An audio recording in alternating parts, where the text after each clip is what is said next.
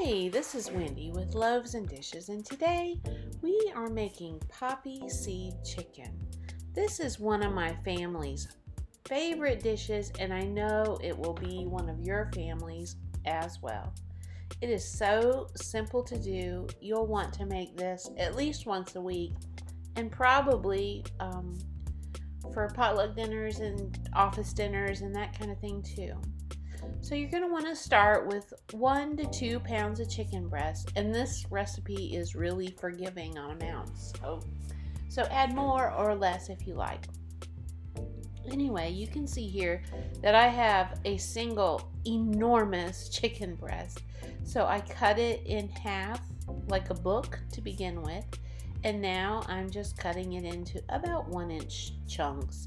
You want the pieces to be essentially the same size so that they will cook evenly. And here's the secret to having chicken that's perfectly done for a casserole or something like that. You want your pieces to be evenly sized. You want to preheat your pan with a little bit of oil in it so that when you add the chicken, it begins to cook together at the same time.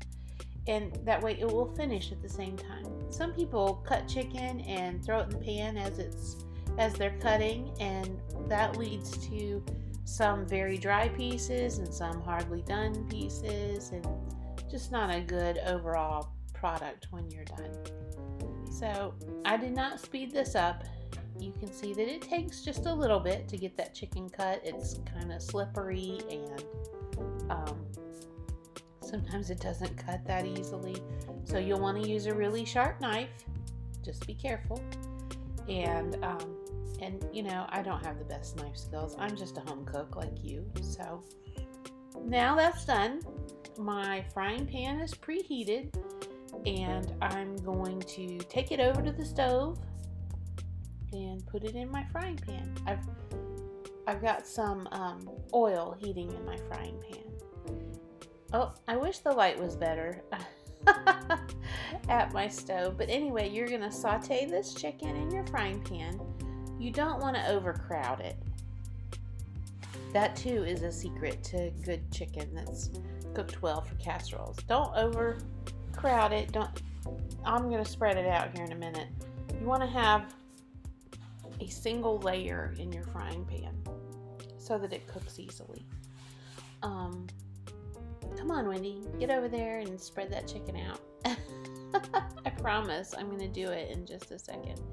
So you're going to want to have this. See, I waited just a little bit too long. It kind of was sticking a little bit, but there you go. Had one piece, didn't cut all the way through.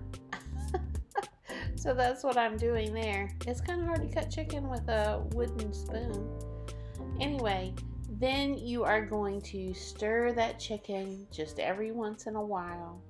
You can see it's starting to steam already. For this recipe, it does not matter if it is, has a browned, nice color on one side. It's not going to matter for this recipe. You just want it to be mostly cooked through. And I'm adding some salt, and I'll add a little pepper. And for this recipe, you'll also want to add some thyme. I don't think I captured that on video because I cut the video right here to speed it up a little bit. There you can see the chicken is starting to get cooked through. I have a couple pieces that aren't quite there yet. Gonna give it a second. See it bubbling. The chicken starts to lose its water. There we go. That's about done. Some pieces are a little brown. That's what you want right there. All right, we're going to take a break for just a second. Hey, this is Wendy. Thanks so much for watching this video. I hope you'll join Sarah and I on our mother-daughter adventures in takeout. You can find Dorks with Sports wherever you download podcasts or at dorkswithsports.com. All right, now the rest of this should move a little quicker. We're going to take our chicken and we're going to put it in it's kind of a large bowl, I guess. Now, just so you know, I'm making this as a double recipe because I need to take some to my parents to to help them out, and I'm going to have some for us. So everything you see, it'll be double from here on out. I'm going to add, for the recipe for a single batch, you'll add 1 can of cream of chicken soup. And then, but see, I'm adding 2 because I'm making a double recipe. And then you'll add 1 cup of sour cream. Now I'm going to tell you, this recipe could not be easier. You've got seasoned chicken, sour cream, cream of chicken soup, and poppy seeds. That's it. You could really doctor this up and make it a more complete dinner if you added like frozen broccoli or frozen carrots or fresh for that matter to your dish. You would want to cook them a little bit first before just adding the fresh vegetables in there. Otherwise they wouldn't quite get done, I don't think. Anyway, so once you get the cream of chicken and sour cream in there, you just give it a good stir. Get it all mixed in. Don't go too crazy with it. You don't want to break up your chicken too much. It's good to have a nice piece of chicken to bite into when you're making this casserole. Just mix it good so that the sour cream and the cream of chicken are mixed together well.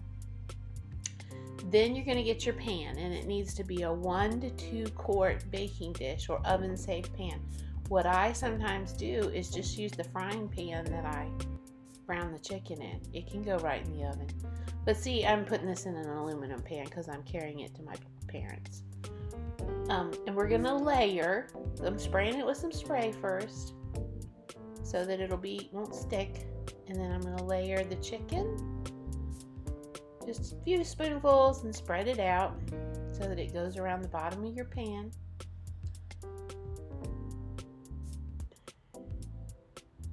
Once you have that spread out, you're going to want to sprinkle a couple tablespoons of poppy seeds. Be generous with those poppy seeds. It's what makes it pretty when you cut down into it. Then you're going to layer the stovetop stuffing on, then another layer of chicken, then another layer of stovetop, and then pour over some melted butter. And that's it.